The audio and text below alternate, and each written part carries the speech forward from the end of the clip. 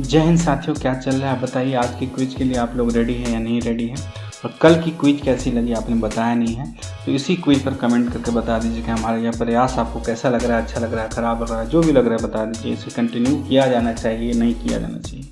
और जो लोग चैनल पर नए आए हैं, घबराए नहीं, लोचन अकेडमी में आपकी रैगिंग नहीं होगी। यहाँ बहुत ही सख्त रूल है, बस एक चीज़ आपको करना है, वह है क्या है, चैनल को सब्सक्राइब करना है, वीडियो को लाइक कर देना है। फिर उसके बाद आपको कोई तंग नहीं करेगा, मेरी गारंटी है। जो इस पूरे लेक्चर का पीडीएफ चाहते हैं वो हमारे डिस्क्रिप्शन लिंक में जाएं, और जाने के बाद टेलीग्राम का एक लिंक मिलेगा, उसको क्लिक करें और डाउनलोड कर लें वहाँ से। तो हम लोग रोज़ पीडीएफ सुबह में आपको अगले दिन उपलब्ध करा देते हैं। तो चलिए पढ़ते हैं पहले सवाल की तरफ। आपका सवाल है, रामचंद्र पांडुरंग राव किस वीर का वास्तविक नाम था? तो आपके पास ऑप्शंस हैं, तानाजी मालसुरे, छत्रपति संभाजी राजे, शिवाजी महाराज और तात्या टोपे। तो इसका आंसर जो है क्या है, तात्या टोपे। तो यह न्यूज़ में क्यों था ये भी जान लेते। तो हुआ यूँ था कि बम्बई का जो हाई कोर्ट है उसने हाल में उस याचिका को निरस्त कर दिया जिसमें नासिक जिले के येवला जिले में स्वतंत्रता सेनानी तात्या टोपे के स्मारक के निर्माण को चुनौती दी गई थी, और दावा किया गया था कि यह एक एग्रीकल्चरल लैंड है, यानी कृषि भूमि है। तो याचिकाकर्ता का दावा था कि परिषद द्वारा जिस स्थान की पहचान की गई है वह कृषि भूमि का भाग है, और इसके लिए स्मारक के लिए जो वो है अनुकूल नहीं है। तात्या टोपे के बारे में जान लेते हैं। तो तात्या टोपे जो है 1814 में एक मराठी परिवार में उनका जन्म हुआ था, और वास्तविक नाम तो आप जान ही गए हैं, तो मगर फिर भी उन्हें तात्या टोपे के नाम से ही बुलाया जाता था। अंग्रेजों के विरुद्ध 1857 की क्रांति में तात्या टोपे का बहुत बड़ा योगदान था। उत्तर प्रदेश जब यह लड़ाई उत्तर प्रदेश के कानपुर तक पहुंची तो वहाँ नाना साहब को नेता घोषित कर दिया गया था, और यहीं पर तात्या टोपे ने स्वतंत्रता की लड़ाई में अपनी जान लगा दी थी। तो अगला सवाल आपके सामने है, किस नदी को तिब्बत में यारलुंग जागमोक के नाम से जाना जाता है? तो ऑप्शंस आपके ब्रह्मपुत्र, गंगा, यमुना और सिंधु। जल्दी जल्दी सोचिए, काफ़ी नदी ये चर्चा में थी आजकल। तो संसार डीसी में हमने कवर किया था 15 तारीख वाले न्यूज़ में।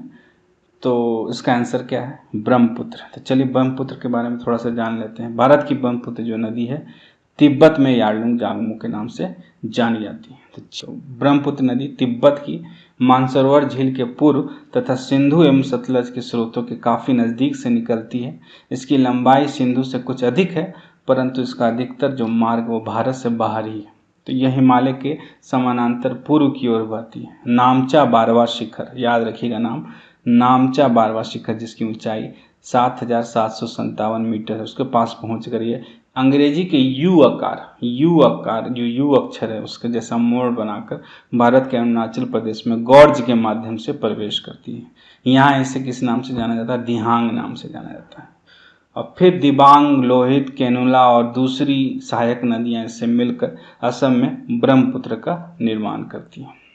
नेक्स्ट क्वेश्चन आपके पास है, विश्व युवा कौशल दिवस कब मनाया जाता है? आपके पास ऑप्शन है 15 मई, 15 जून, 15 जुलाई, 15 अगस्त। ज़्यादा दिमाग लगाने की ज़रूरत नहीं है, जुलाई का महीना चल रहा है। मई जून से तो सवाल मैं आपसे पूछूंगा नहीं, इसलिए इसका जवाब है 15 जुलाई। 15 जुलाई को प्रधानमंत्री ने विश्व युवा कौशल दिवस और कौशल भारत मिशन की 5वीं वर्षगांठ के अवसर पर आयोजित डिजिटल स्किल कॉन्क्लेव में युवाओं से कौशल प्राप्त करने, नया कौशल सीखने और कौशल बढ़ाने का आह्वान किया है। विश्व युवा कौशल दिवस की स्थापना 2014 में संयुक्त राष्ट्र यूएन महासभा द्वारा की गई थी। सभा ने युवाओं के कौशल विकास में निवेश के महत्व के विषय में जागरूकता बढ़ाने के लिए 15 जुलाई को विश्व युवा कौशल दिवस के रूप में अधिसूचित किया था। चलिए रुक करते हैं अगले सवाल की तरफ। मानव संसाधन विकास मंत्रालय द्वारा प्रज्ञाता दिशा निर्देश निर्गत कर दिए गए हैं। तो प्रज्ञाता का लक्ष्य क्या है?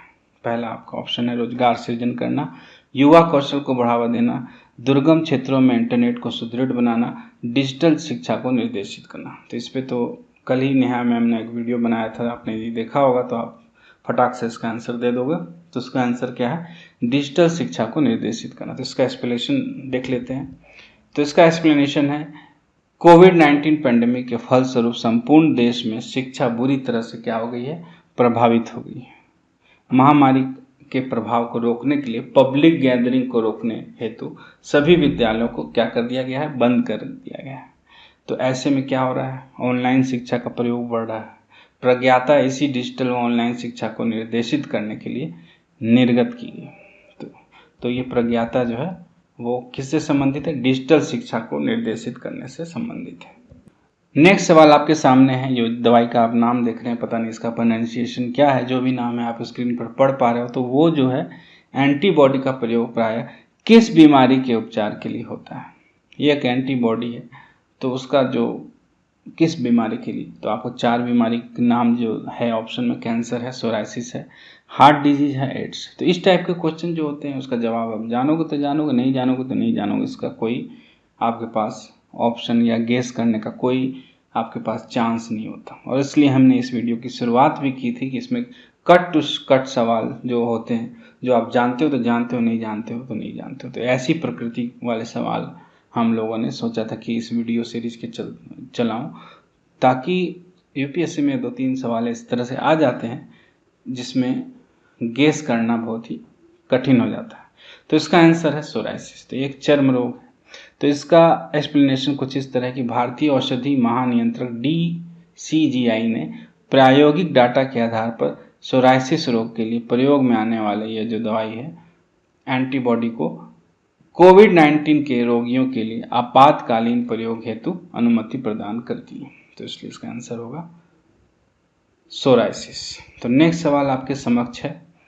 हाल ही में स्वर्ण सब 1 नामक किस फसल की किस्म तैयार की गई? आपका ऑप्शन है चावल पहला, फिर गन्ना और गेहूं और बाजरा। जल्दी जल्दी बताइए। कल आपने संसार डेली करंट अफेयर्स का प्रीलिम्स विशेष वाला सेक्शन पढ़ा होगा, तो जरूर आपको पता चल गया होगा कि इसका आंसर क्या है। तो इसका आंसर है चावल। तो भारतीय कृषि अनुसंधान परिषद और मनीला के अंतर्राष्ट्रीय चावल अनुसंधान संस्थान ने चावल की स्वर्ण सब 1 नामक एक ऐसी किस्म तैयार की है जो पानी को झेलने में समर्थ होता है। 2009 से ही असम के किसान जो बाढ़ वाला जो क्षेत्र है उस किस्म के चावल को लगाते आ रहे हैं। तो इसका आंसर है चावल। अगला सवाल आपके पास फेंक रहा हूं, उसको कैच कर लें। तो यह है सवाल, श्री पद्मनाभ स्वामी मंदिर किस राज्य में अवस्थित है? 4 ऑप्शन है आपके पास, आंध्र प्रदेश, कर्नाटक, तमिलनाडु और केरल। हमारे कल के करंट अफेयर्स में पहला टॉपिक यही था, क्योंकि ये GS पेपर 1 से आता है, मंदिर का सवाल है, तो कल्चर में आ जाएगा ये सवाल। तो आपके पास 4 ऑप्शन है, जल्दी जल्दी बताइए।